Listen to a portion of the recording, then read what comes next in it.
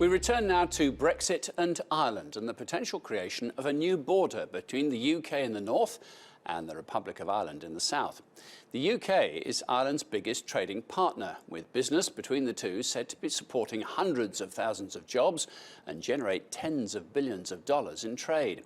For his second report, Insight's Ty Genwright has been examining what could happen if all that free movement of goods comes to an end.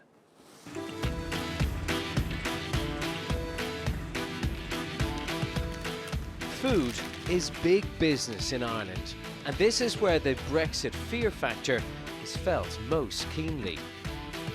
We take a lot of fish in from the UK, so there's a lot of uncertainty with regard to what way fishing is going to go, what way imports and tariffs from the UK is going to go.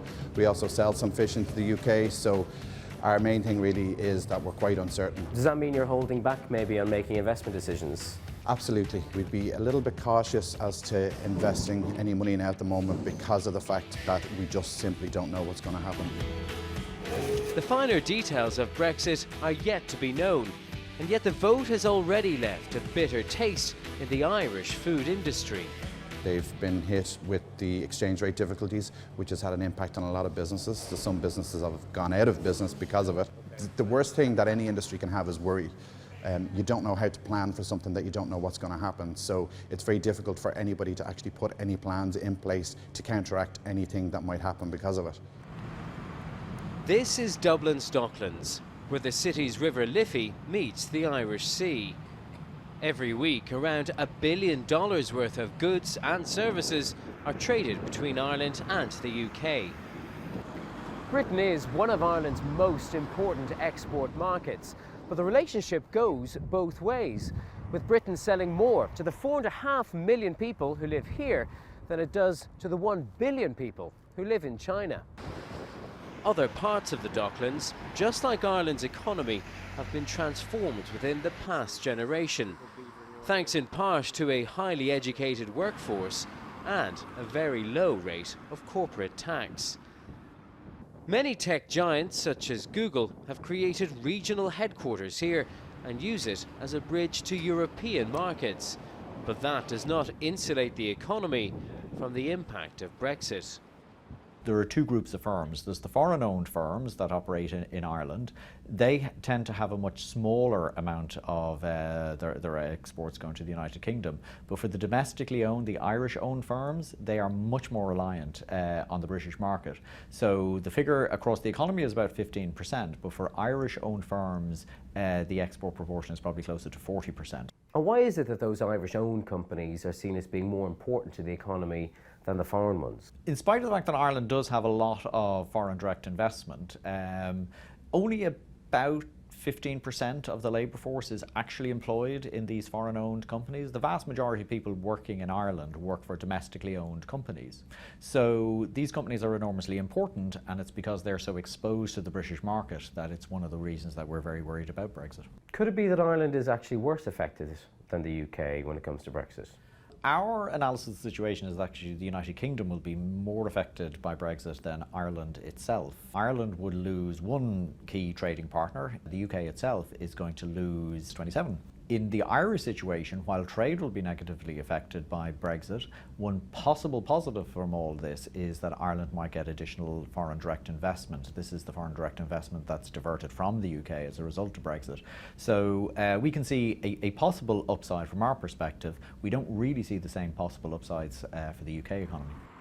The optimists believe that Irish financial services could be in for a Brexit bonanza, particularly if the City of London loses its so-called passporting rights that allow it to trade freely with Europe. I think it's unlikely that, a Morgan Stanley or a Goldman Sachs is going to move a huge investment banking operation here, but there is optimism that Dublin could be in play for back office jobs, for asset management jobs. The central bank, the regulator here, has had about 100 or just over 100 inquiries from London financial services firms.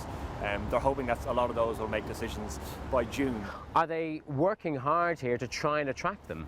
The IDA, which is the agency responsible for bringing foreign direct investment into Ireland, says it's working night and day to bring them in. But I think what's holding it back is that nobody really knows what Brexit's going to look like yet. They don't know if British banks will have passporting rights into the European Union. That'll all be part of the negotiations. And of course, there is another potential foreign direct investment uplift for Dublin, and that's in the longer term. They might get a share of investment that would otherwise have gone to the UK, but will now come to a European Union country instead. Because Ireland would be the last English-speaking country within the EU. Within the European Union, the biggest rival cities to Dublin for these type of jobs appear to be Paris, Frankfurt, and the Irish government has identified Amsterdam as the city they think is probably their biggest rival, and of course they speak pretty good English in Amsterdam as well. Paris maybe and Frankfurt might be more in play for the bigger balance sheet type operations, but Amsterdam and Dublin I think will probably go head to head for a lot of the back office stuff, asset management jobs, sort of small bites of 100 jobs here, 200 jobs there, but nothing probably of the size of several thousand jobs at a time. When it comes to everything involving Brexit, it goes hand in hand with uncertainty. It's a step into the unknown, a step nobody in the Irish Republic chose, a step they certainly don't want to take. Ty Genwright reporting for Insight in Dublin. And watching that with me is John Crowley, who is the editor-in-chief at the International Business Times and one-time editor at the Irish Post. So you know these issues well, John. It is extraordinary, isn't it? The Southern Ireland economy in recent years has seen a remarkable renaissance. I mean, the IT infrastructure alone, Hewlett-Packard are there, I know. Yeah. Intel, I think, have got a big base there. Low corporate tax rate. Right, and that's the incentive that's drawn them in. Is that under threat by the whole Brexit project, do you think? It is. There's pros and cons for Ireland as well. And what's been quite interesting, the way that Irish government have argued this, saying there are benefits for us as well. There's 100,000 firms have registered, British firms have registered in Ireland since Brexit because they're hedging their bets. So it as might well. be all right, actually. It Well, might be a real upside.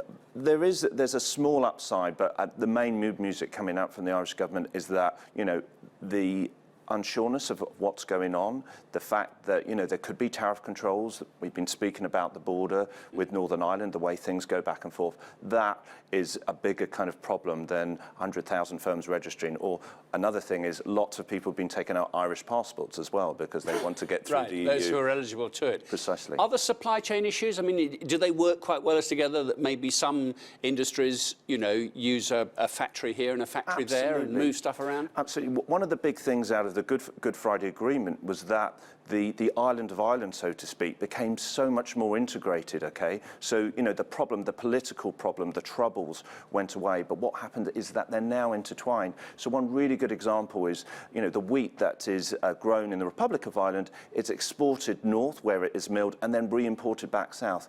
If you had a load of tariff controls kind of in place and kind of border make that stops, whole thing uneconomic, I'd imagine. Absolutely, absolutely, when margins are so small as well. And also when you think of what has Brexit already cost the Irish economy in terms of what it exports to the UK, 500 million euros already since the end of June has fallen by. And that is just because of the fall in the value of sterling.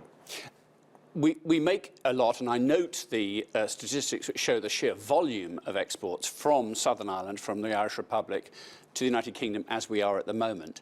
They wouldn't necessarily be under threat, would they? Or do you think that the British government, in constructing this Brexit deal, may be forced to apply rules to Southern Ireland that it may not instinctively want to? Well, we don't know. We're kind of in a period of speculation. Possible question to answer, I suppose. It is a tough question to answer, but it is right. That could be one scenario. And then we've got to involve the EU as well, because, they may have their own points. So the British saying, oh, yes, we won't have border controls. Well, it's not their decision. As what Michael Barnier, who's leading the Brexit, who's toughly negotiating things, he might just say, well, actually, we need to protect the sanctity of the EU, and we will impose tariffs where we see fit. Pharmaceuticals, another massive area, but they export globally. So is it possible that if the UK becomes too difficult, actually the Irish could just find other markets to, if you like, take up the slack?